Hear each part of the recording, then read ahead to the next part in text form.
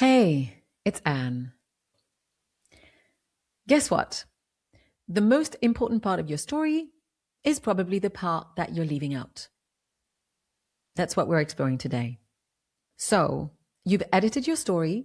You probably don't even know you've done it. And the part that you cut out, it's likely the part that people most need to hear. But let me elaborate. So James came to me cold after hearing me speak on a podcast interview. We hopped on a call. He was cheerful, a tad nervous, and by all accounts, he was delighted to be talking to me. And he shared a vision of the business that he was building and painted a very clear picture for me. That included a tested methodology, a core offer neatly laid out, and early client testimonials. And James is an expert in his field. He's passionate, insightful, and design savvy. He was both in a good place, but he also knew something was missing for his business to come to life. James, totally my kind of client, wanted to jump into the work ASAP, despite being in the middle of moving house. The man wanted traction. So I drew up a scope of work and we started working together 10 days later for an intensive stretch, twice a week on Zoom for 2 months. He entrusted me to move him from the foundations all the way through to launch strategy, including digging into customer vision, core values, social strategy, etc. So it was a very comprehensive assignment, to say the least. But here's what happened. In our first deep dive into his story, our second or third session, he mentioned out of the blue that he used to lecture at university. I almost fell off my chair, this chair. This is not the kind of stuff that you want to keep out of your biography, even when you have pivoted in your career. Seems awfully logical, right? Yet, many of us, especially experts, building new businesses, shifting careers, or perhaps shifting how we present to the world, whatever the reason may be, have this surprising tendency to bury gold nuggets of our past. Even though these elements scream the word expertise, even though they hold the key to fast trust and authority, two markers supporting business growth.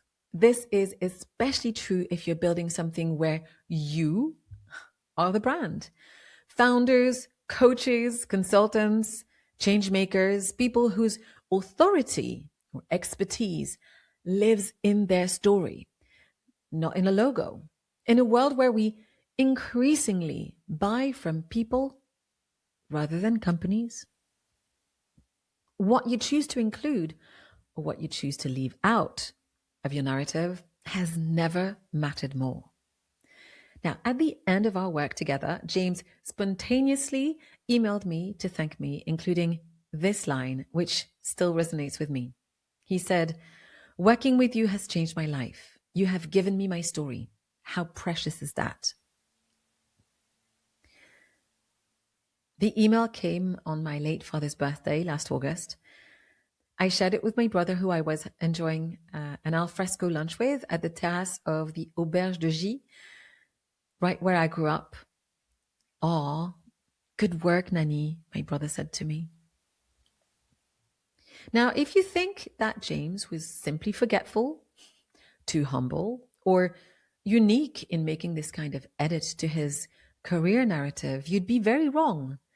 And it's not about forgetfulness or humility at all. It goes far deeper than that. Identity, as authors Dan Sullivan and Dr. Benjamin Hardy define it in their book 10x is easier than 2x, is fundamentally two things: the story and narrative you hold for yourself and the standards and commitments you hold for yourself. Now, when we evolve, grow, and set new standards for who we are, the old story can become psychologically incompatible with the person we now believe ourselves to be. The unconscious isn't being careless. It's being protective of the new construct. It's doing exactly what it's supposed to do. Which means this matter of career editing cannot be solved by simply trying harder to remember. Essentially, our psychology is actively working against the retrieval or the connection, because the old identity feels like it belongs to someone we've left behind. We may even have a clear sense of wanting to separate ourselves from that old identity.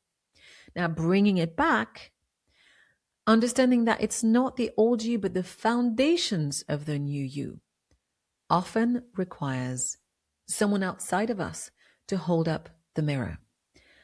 Research supports this. Major life transitions like career shifts, loss, rupture of any kind can call existing identities into question and require individuals to reconfigure their sense of self entirely. The bigger the pivot, the more complete that reconfiguration tends to be, and the greater the perceived discontinuity between past and present self, the stronger the psychological resistance, because self-discontinuity essentially is experienced as a threat to a core identity principle, the need for us to maintain a coherent self-narrative. I know this is a lot of conceptual, but I'll give you some very tangible examples in a minute. In other words, the more profound our transformation, the harder it becomes to reach back across the divide and claim what came before. Proof point number 1. Hey, I'm Anne, and I've made the same mistake. A couple of years ago, I had to pay a speaking coach quite a lot of money for her to turn around and say to me, Anne, you have to tell people you used to work for Christian Louboutin.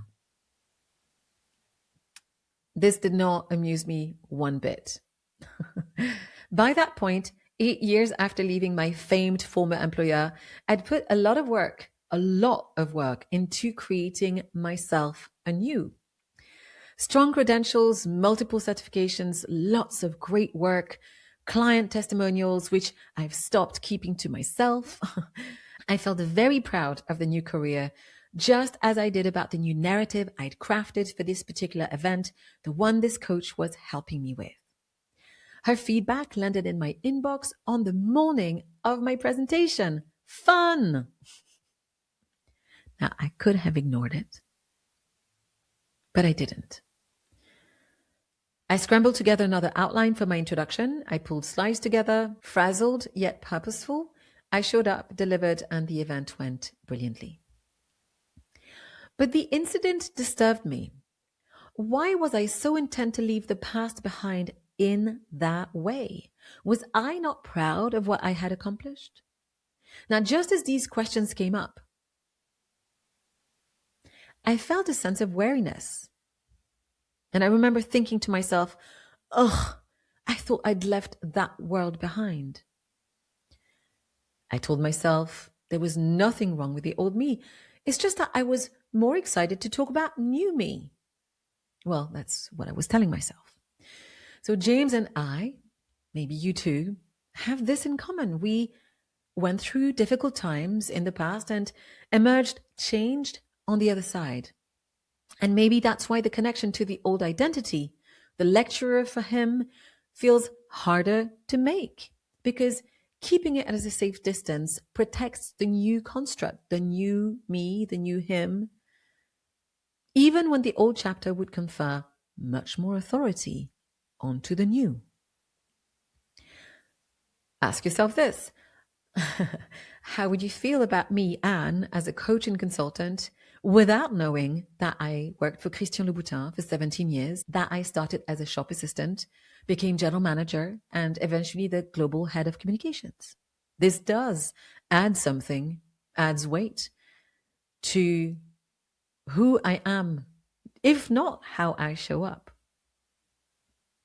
So yes, these 17 years at Christian Louboutin, rising from the shop floor to general manager to SVP of Global Communications, taught me invaluable lessons about building brands, about navigating complicated stakeholder relationships, of course, creating communication strategies that resonate, all things retail. Because before the global comes, for years, I was the general manager, doing it all: operations, HR, legal, recruitment, sales, you name it, I was doing it. So my identity shifted time and time and time again. For those 17 years, I was identified as Anne from Louboutin. And one day I was no longer that. And it wasn't an easy switch. I felt it then. It was like a rupture in more ways than one. Now, fast forward to that presentation I was about to deliver. Me failing to place my Louboutin identity into my narrative was not forgetful. There was a sense of disconnect between me then and me now. And sometimes it takes someone who knows you well to state the obvious. As my friend Merve has pointed out to me one day, people don't just come to me because I'm a good coach or a good consultant, although I believe I am both.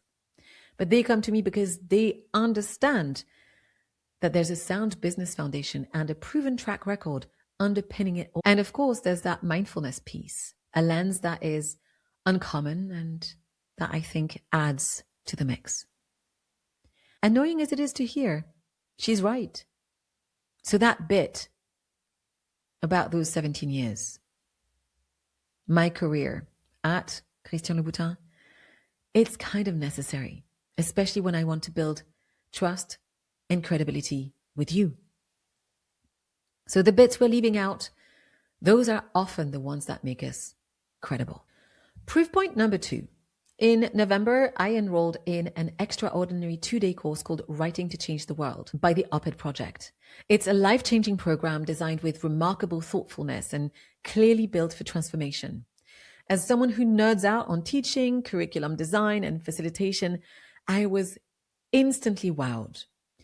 Day 1, to my absolute surprise, was entirely about reframing expertise. When asked to speedily write and present my expertise, what do you think I did? Now, in that context, I was writing an op-ed about loving kindness.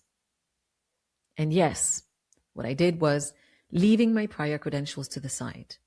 But I didn't have to beat myself up about it for very long, because within moments we were back in the main room to hear the most remarkable stories of how many people have done the same, leaving extraordinary parts of their expertise out of their new narratives. The facilitators quoted multiple examples of incredible individuals who attended the workshop with the goal of writing to change the world and who, guess what, forgot to name their expertise just as I did. One participant even revealed that they'd forgotten to mention having received a Nobel Prize. For what, I don't know, but still. Let that sink in. So James isn't a special snowflake, and neither am I. Particularly when we're charting a new course. Our minds play tricks on us, saying things like, people won't get it. Or, you don't need to bring this up, it'll just confuse them. That's what I was telling myself. We amputate part of our narrative before sharing it. It's a protection mechanism, keeping out the goods out, just in case this would make us harder to be understood. I believe that understanding the psychology of self-narrative is part of what makes my clients go, oh, this feels like therapy. So for founders and change makers, this work is especially important because audiences like you and me are wanting to buy from people instead of companies. So the founder as influencer is an important new model, one that carries authenticity through personal storytelling. Recently, I was quoting Sari Azout of Sublime App, who wrote in her Substack about the frustrating truth of how much pull her own voice has in the scope of her company's growth. We're living through a particular moment in how trust gets built. The person behind a business, founder, practitioner, change maker, has become one of its powerful assets, not just because of social media specifically, but because audiences have made their preferences unmistakable. We want to engage with people, not logos. The numbers are hard to ignore. Research shows that 77% of buyers are more likely to do business with a company whose leadership is personally, visibly present. Not famous, not viral, simply present and human. Writing in Forbes, Cherry Brooke-Luo quotes Eric Way, co-founder of Carrot, who says, people want to know the real story and see the faces behind the brand they support. founder-led content works, Wei argues, because it comes from a genuine place. I'd put it more simply and connecting to my earlier career. It's just good PR. The strategy isn't new. It's as old as reputation itself. You know when it's working, not just when you see the metrics, but when you feel touched, right? When you hear or read something and it lands and the story feels human and specific and that you connect to it. You find yourself rooting for that person. Trust forms before a single product has been described, which is exactly why what you leave out matters so much. If your voice and your story are the vehicle for that trust, and they increasingly are, quietly removing the most credibility conferring parts isn't modesty, it's simply self-sabotage. Now, here are some simple tricks, however, that can help us bypass this psychological mechanism. So easy to use, it's almost annoying. It starts with shifting into an empathetic perspective. You may say, hold on, Anne. Did you not know you had to put audience first? Yes, I did. And that's how I designed the whole presentation. To create transformation, it was all about them, what they needed. But in approaching my own introduction and writing what I thought was a very thoughtful narrative, I also willingly chose to exclude that prominent part of me, one that is glaringly obvious if you Google me or check my LinkedIn profile. In my story of your workshop, one of my talking points is this. What do they need to hear? The they, in this case, being the participants in the event. But over the months and now years of honing my methodology, I've come to offer a sub-question. And that's what I would have needed to answer, perhaps while holding a copy of my own bio for good measure. That is the essential question. What do they need to hear about me in order to understand my expert status? Your story, when it's excavated carefully and the threads are neatly pulled together, is you or your brand's most powerful asset. And I'm not talking about the polished version, not the safe, edited down version, the fuller one with the chapters you initially thought no longer fit. Your story is also a filter. It's not going to resonate with everyone, and that's just as it should be. It will require patience and generally guidance before you feel the thrill of expressing who you are in a way that illuminates others with the fullness of your story. So it's not easy. It requires introspection, contemplation, examining yourself and what matters, but it's deep, beautiful work, particularly when you feel imbued with a mission, like I am, and perhaps like you are too. And suddenly the work of excavation, dealing with the inner critic, reframing who you are in view of what matters to us, no longer feels like an exercise in personal branding. Instead, it becomes one of building resonance with the people who you care about. Now, if you recognize yourself in any of this, the edited out parts, the credentials, quietly set aside. The identity if you recognize yourself in any of this, the edited out parts, the credentials quietly set aside, the identity that doesn't quite cohere yet, this is exactly where we begin. Whether through consulting with Brownsford, whether through consulting or one-on-one coaching, the starting point is always the same. Excavating what's actually there. Seeing clearly what you've been carrying all along.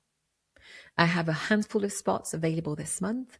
If any of the above resonates, I'd love to speak.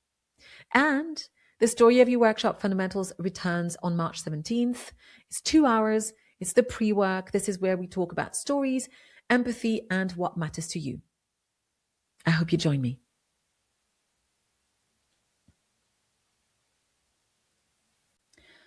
So I want you to think about what you've heard me say today. The first thing that I would like you to take away is this. The understanding that even if this is something that you've never explored before, your self-narrative, the way that you relate your own story back to yourself is something that's essentially going to be skewed, particularly if you went through any kind of rupture, loss, big pivot, big changes in your life. Because every time we grow and change, we essentially break the link with the earlier us, your earlier you, my earlier me. Your ego, as in your identity construct, in order to feel strong and solid, will build a narrative, right? To make itself feel like it's the right shape. Your ego wants to have a structure, something clear that it can relate back to, something that feels solid, tangible, even though, of course, we're talking about intangibles here. Understanding self-narrative, understanding how we make up our own story, that it's something that we're going to keep on doing because we have a narrative brain, a storytelling brain, helps you also understand that many of the things that you say about yourself, the way that you talk about who you are and what you've done, is also something that you can edit, something that you can reframe, construct. And I don't mean construct as in invent, right? But re-explore. That's why I talk about digging through stories. That's why I talk about the delicate work of excavating stories that matter so that you can connect to others, because there are so many things that have happened to you, just as moments in which our values were shining through, that are simply not in our conscious brain. And I deeply believe that there's an incredible amount of joy, of connection, of meaning that can be attained when we do this work of excavation. Now, if you are a founder, if you are an executive, if you want to put yourself out there in the world and to connect with others, to build trust, then understand that this storytelling tool is one that's going to be breaking through the barriers and helping people connect and trust you fast. Simply put, vulnerability, honesty, genuine life experiences, when we're able to relate those to our audiences, they really help create bonds. And this is something that we feel. We don't even have to think about it. This is something that happens and it kicks in instinctively. So if you recognize yourself in any of this, the parts edited out, the credentials that we quietly set aside, the identity that doesn't feel quite coherent, just know that this is where we begin. If you want to work with me, whether through consulting for brand foundations, communication strategy, or launch, or if you want to do one-on-one coaching for story development, for navigating transitions, or perhaps finding that thread, then the starting point is always the same: excavating what's actually there and seeing clearly what you've been carrying all along.